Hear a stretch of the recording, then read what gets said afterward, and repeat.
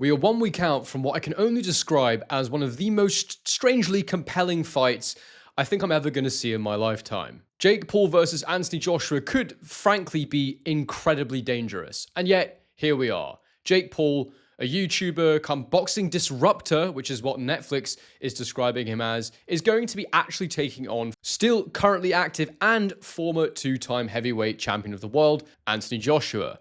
In today's video, I'm going to be analyzing and assessing what we know about the training camps of both men, because there has been a veil of secrecy from both of them over what has actually gone on in the build-up to this. It has added to the intrigue, and I suppose people's desire to see what's actually going to happen. The less information we have, the more questions we have, the more intrigue there always is, and that's just a rule in fighting in general. From dangerous sparring partners to rumored injuries, and complete changes of trainer, I'm going to get into it all in this video.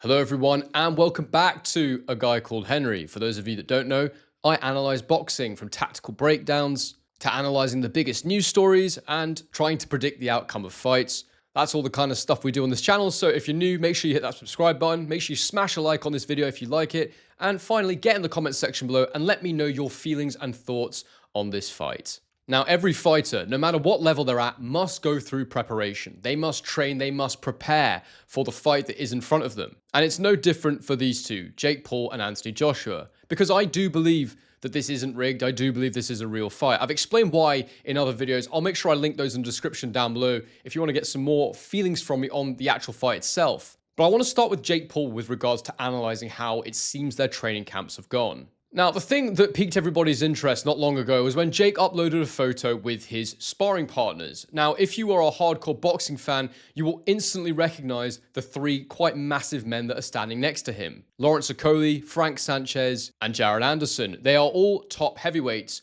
in and around the top sort of 15, 20 heavyweights in the world. Frankly, you couldn't get better preparation for a heavyweight fight. And in fact, most heavyweights won't ever get preparation that good for a fight. Simply because you don't want to spar your rivals when you're at the top. It's rare and it's uncommon that these top guys actually get in the ring together and sparring frequently. Sometimes they do when one of them's much further ahead of the other, or maybe they did when they were younger. Perhaps they even fought in the amateurs or the World Series of boxing, which is like a kind of level that sits in between amateur and pro. But the point here is this is a clear advantage in a weird way for Jake Paul, that he can bring in such fantastic sparring. But the reality is that we don't know if this is a gimmick, if this is something that he's done purely to hype up the fight, to create the illusion that he has a stronger chance than he actually does, because we have no idea how he's sparring these guys. I've tried very hard to find any kind of footage to show how Jake Paul might have got on with these heavyweights. And all I managed to find was this video with him and his brother Logan taking on these two obviously mentally challenged individuals. Let's go. No, get him away from me! Get him away! Come on, Mia, don't be a fucking pussy. Let's go. Sorry, I tried not to laugh my way through that one. Anyway, the only seeming evidence that we have is the injuries that Jake Paul has apparently sustained from sparring these guys. The first was from a stream with another YouTuber where he was seen to have a black eye. Wait, is your eye okay? How'd that happen? Who are you sparring? I'm sparring a bunch of world champion heavyweights. I think Lawrence Okolie did that to me. He's like 6'6", 270. Oh my goodness. Yeah. When asked about the black eye, he said that it was fine, but it was given to him by Lawrence Okolie. Now, Lawrence Okolie is a big dude. He's like 6'5", 6'6". He actually moved up from the cruiserweight division where he was a champion for a period of time and is now competing at heavyweight, and he's piled on the pounds to do that. He's an absolutely enormous dude. But the thing is, for me, the black eye is not really evidence of a whole lot. For all I know, they're just tech sparring. They're saying, right, Lawrence, go in there. You're just going to jab Jake this round. Jake, you're going to practice defense. Right, Lawrence, Jake's going to try and knock you out this round. There's different kinds of sparring. Not all sparring is at full speed. In fact, a lot of sparring isn't. Lawrence could easily have given him that black eye by just landing a simple jab to his face. It's not indicative of any kind of intensity. It doesn't give away any information about how Jake is actually getting on in there. Even the best fighters will come out of training camp with a mark here and there. The other thing that we saw and that was called out in a recent interview clip was that Jake's nose looked slightly bent to the side and slightly swollen. It was called out by the interviewer, and Jake said, yes, it was Frank Sanchez who gave that to me. You broke your nose? Is this new? I'm seeing your nose. Your nose is that from the same show? More crooked, brother. I'm not gonna lie. The sparring, the heavyweights, my nose has moved a couple millimeters to this camp. A guy by the name of Frank Sanchez, he definitely cracked it a little bit, so it definitely has a slight little something in there. It's bad. Frankie. See that? Wait, hold on. Look at that, dude. Yeah. It's like, Yeah, Frankie. I'm like Squidward, dog. Hey, Frankie Sanchez, they talk about him. He's got that. You know, he's which one is he one of these guys? Quite a hilarious clip there. I don't think the interviewer has any idea who Frank Sanchez is. You know, big Frankie Sanchez. Is he in that photo, by the way? Hilarious. But anyway, this is just the kind of stuff you get when you get new people mixing it. The boxing game, absolutely understandable. But again, it's not any evidence as to how hard the sparring is or what they're doing. It might just be that they're tech sparring, like I said, but Jake isn't handling it too well, that he's getting clipped by them and they're just that much bigger and heavier that he can't quite take the power. His face is getting marked up and damaged. I suppose in terms of how things have gone for him, he's spoken about how he had to make this adjustment during camp. You know, he was trying to come in lighter for Gervonta Davis. He's then had to make a switch and aim to put on size. I think he wanted to put on, I think in that clip he said about 5 pounds or something. So a lot more heavy lifting and things like that. And the most recent evidence we have of Jake Paul in this camp is a video on the heavy bag that he recently released. It's got a lot of people getting quite excited, in the comments in particular saying, wow, he's improved so much. Look at the technique. He actually might cause problems. You know, the sort of wide-eyed emoji. Is he going to cause an upset? Now, look, I don't give two shits how you look on the heavy bag. I'm going to be very honest with you. Do you know how many guys I see in the boxing gym I train in who look absolutely sensational on the heavy bag and then wouldn't last 2 seconds against Anthony Joshua? The thing that the average person fails to understand is that looking good on the heavy bag, sure, it means you have a fundamental understanding of boxing technique, and clearly Jake has improved in that area. You'd hope so after years and years of training. But the thing that people don't understand about boxing is when you actually get in the ring with someone who's trying to beat you, who's trying to punch you in the face and break you, suddenly holding that shape becomes much, much more difficult when you're getting hit by shots, when you're taking them to the guard, when you're having to move your legs constantly, and more importantly, as you get tired. Even the best pros start to lose their shape when fatigue kicks in. That's why more knockouts can happen later as the fight goes on. So look, yeah, I did think he looked nice on the heavy bag. He's moving his feet well, his balance looked good, his hand positioning was good when he was throwing, his chin was tucked in, all the things you really look for in basic technique. Does it mean he has a hope in hell of being Anthony Joshua? Absolutely not. But at the same time, I'll admit, I understand what the hype is about. He looked pretty nice in that clip, but many people can, is my point. The final thing to address is this rumor that's been going around. I think it was Johnny Nelson who started it, that Don Charles has been brought into Jake Paul's training camp. There's been some news articles about it, but to be honest with you, I've not seen any photos.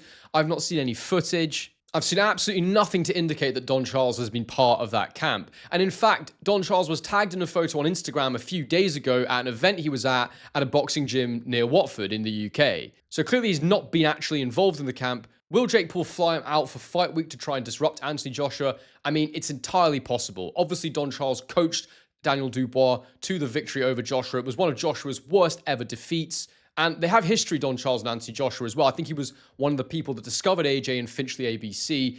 And I think he's always been a little bit hurt that AJ didn't keep him on as a coach over the years. There was certainly some words said to that effect in the build-up to the fight from Don Charles. So, don't dismiss me like that. That's not fair.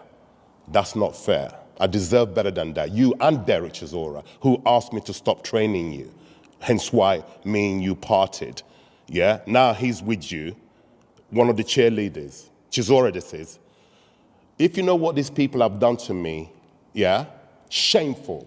So I'm sure Don would love the opportunity to go and stick one over on Anthony Joshua again by being with Jake Paul. But like I said, there's no indication in reality that that's actually happened or will happen. The only slightly related thing is that he signed Caroline Dubois recently, the sister of Daniel. Hey Siri, call Dubois. And I'm just wondering if maybe people heard that rumor, something about Dubois, and got their heads crossed. I don't know. It's possible. Now, moving on to Anthony Joshua's training camp, it has been even more shrouded in mystery. To be honest, I'm a little bit surprised because I thought that Anthony Joshua would have been using this opportunity to get as much content out there as possible, to hype himself as much as possible. From my perspective, one of the major benefits of actually fighting Jake Paul and being involved in this Netflix event is the raise it gives you to your profile, the amount of money he can generate before the end of his career, potential sideways moves when he is indeed finished with boxing. So the lack of content from that perspective is kind of interesting. The only footage of him training I've been able to find has been him on the heavy bag just before, I think this was slightly before the fight announcement. Recently he had in his story some footage of him punching the tennis ball hat thing, you know, where it's a tennis ball with a wire on it.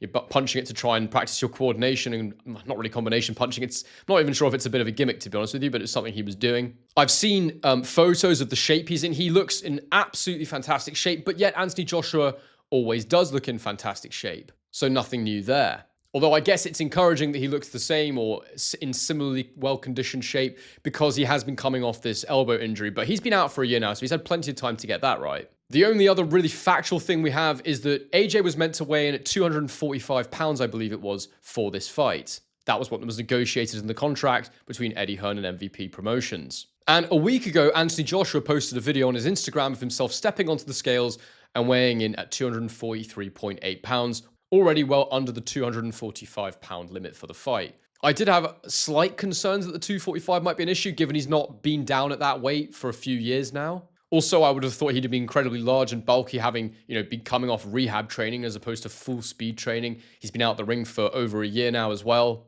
So yeah, there's a number of factors that could have meant that weight could have been a little more tricky to do. He might have had to do a water cut. In fact, we don't know even how he hit that weight on the scales. Maybe he was practicing a water cut, seeing as he'll never have done one before at heavyweight. Of course, normally there's no limits. They don't have to take water out their bodies before they fight. Perhaps he'd just done some sort of training session and a bit of sauna just to see how it felt. Who knows? The point is, he's on weight. He was on weight a while out, and he should be absolutely fine in that sense. I suppose the big thing of interest was the recent reveal that it is a man called Igor who is now training Anthony Joshua. He mentioned this in the press conference that he's been training with Team Usyk. He wants to be away from the distractions of London, so he's no longer training with Ben Davison, and now he is with Team Usyk, and it's a guy called Igor Golub. Now, I did quite a bit of research about him, and apparently he's got two names, which is quite interesting. I think one of them is just a Ukrainian version of Igor Golub. It's like Ihor Holub or something like that. You know I do my research, guys, if nothing else. You got to give me credit for that. He's known for coaching Ivan Baranchik, and he's been part of Team Usyk for a little while now. He was seen that he was a talented coach. He was incorporated into the team that essentially assembles when Usyk decides it's time to have a camp. And so he is obviously familiar with Usyk and his training methods. I think what's interesting about this choice from Anthony Joshua is that you have to ask, how is he trying to box for the remainder of his career? The major and obvious benefit I see to this is that they know how to get an older fighter in shape. Alexander Usyk is a couple of years older than AJ at 38 years old, and he's still in phenomenal condition. The way he can move around the ring, absolutely fantastic. Absolutely no issues with his gas tank whatsoever. And that is something that AJ has struggled with throughout his career. And it's actually Usyk himself who spoke about AJ now being a part of the team, and I'll let you listen to that now. People think you will make him fight like you. This is what people think, but obviously he has his own style. We not give my style. My team, it's not only one lion, it's only Usyk. No, we have a different style. Anthony did this. Anthony not like this move like me. Listen. We give to what help Anthony. So you can see there's not going to be an emphasis on trying to get him to box like Usyk. It's very much going to be, we are coaches that look at you and what you are and try to bring the best out of you, which in my opinion is how every coach should be. I don't know if this Igor is a great coach. I don't know if he's the right guy for Anthony Joshua. But what I do know is that whoever is coaching Anthony Joshua, if I was coaching Anthony Joshua, he should still win this fight. If Anthony Joshua wasn't even fully recovered from his injuries, I still think he should win this fight. Because, I've seen some heavy strapping to his elbow in certain photos. I also saw a photo that I'm struggling to find now where he had some strapping on his knee. It was sports tape, which makes me think that it's usable. It's just that it needs to take some of the pressure off it. It wasn't one of those, real intense strappings where, the knee needs the weight completely removed. I remember Sergio Martinez had one on during one of his camps, and we all know how bad his knees were at the end. And it's a weird one, guys. In the build up to a fight week, normally I do all my analysis, I do all my assessment. Like I look at the tactics, I look at the strategy, I look at the training camps, the mentality and all that kind of stuff, and then I make my prediction based on all those things. But I don't need to tell you I'm going to be predicting Anthony Joshua to win by knockout. You don't need me to do all of that in this one because there's nothing to analyze in terms of the skill gap. It's so massive. And the reality is I don't even really know what Jake Paul is because he's not fought enough boxers. All I know is that when he fought Tommy Fury, he lost. That's enough for me to say that it doesn't matter what he does in the ring against Anthony Joshua. He won't be able to do anything of significance to him. And this video is really just to try and understand how Jake's decided to prepare, what might be giving him confidence, and looking for any sign that Anthony Joshua might have a problem. It kind of reminds me of, the movie Gladiator when